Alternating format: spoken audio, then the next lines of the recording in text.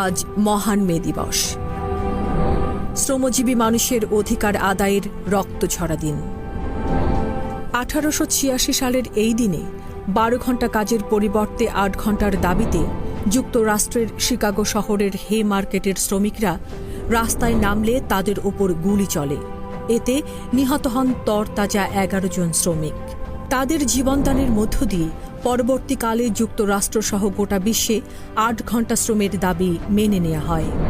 সেই থেকে বিশ্বের শ্রমজীবী মানুষের অধিকার আদায়ের প্রতীক হিসেবে 1 মে আন্তর্জাতিক শ্রমিক দিবস হিসেবে পালিত হয়ে।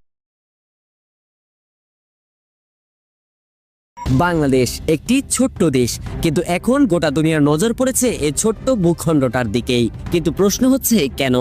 কারণ এই দেশেই মিলতে পারে সেই বিরল খনিজ যার জন্য চীন আর যুক্তরাষ্ট্র আজ মুখোমুখি। এই খনিজ ছাড়া তৈরি করা যায় না আইফোন, তৈরি করা যায় না আধুনিক অস্ত্র কিংবা অত্যাধুনিক ইলেকট্রনিক ডিভাইস। আর এই দুর্লভ খনিজের সবচেয়ে বড় যোগানদাতা এখন পর্যন্ত ছিল চীন। কিন্তু এখন চীন জানিয়ে দিয়েছে এই খনিজ আর বিদেশে রপ্তানি করবে না। চীনের বাণিজ্য মন্ত্রণালয় সরাসরি রপ্তানি বন্ধের নির্দেশ দিয়েছে। চুম্বক, সামারিয়াম, টারবিয়াম, ইউরেনিয়াম সহ প্রায় 17টি মৌল আটকে আছে চীনের বন্দরে। ফলে বিশাল সংকটে পড়েছে যুক্তরাষ্ট্রের প্রতিরক্ষা শিল্প আর প্রযুক্তি জগৎ। আর ঠিক এমন সময়েই বাংলাদেশ থেকে পাওয়া গেল সেই বিরল খনিজের হদিস। হ্যাঁ, বাংলাদেশ ভূতাত্ত্বিক জরিপ অধিদপ্তরের গবেষণায় উঠে এসেছে বিস্ময়কর তথ্য। যমুনা, ধরলা, তিস্তা, সুরমার বালুতে লুকিয়ে আছে দুর্মূল্য খনিজ। 2016 সালে যমুনা নদীর বালুতে মিলেছে ভারী আকরিক, যার মধ্যে রয়েছে সেমারিয়াম, লিথিয়াম, ইউরেনিয়াম, থোরিয়াম, ডিসপ্রোসিয়াম সহ গুরুত্বপূর্ণ মৌল। প্রতি কেজি বালুতে 60 থেকে 176 মিলিগ্রাম পর্যন্ত বিরল মৌলের উপস্থিতি মিলেছে। এগুলো ছাড়া সম্ভব না আধুনিক প্রযুক্তি, অস্ত্র বা আইফোন তৈরিও।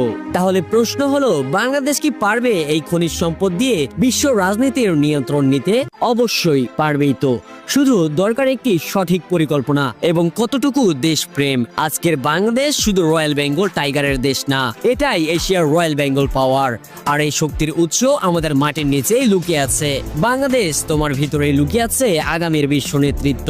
আর বাংলাদেশে এমন আরো অনেক খনিজ পদার্থ রয়েছে যা সম্পর্কে জানতে চাইলে আমাদের কমেন্ট বক্সে কমেন্ট করুন, যাতে পরবর্তী ভিডিও আমরা এই নিয়ে তৈরি করতে পারি।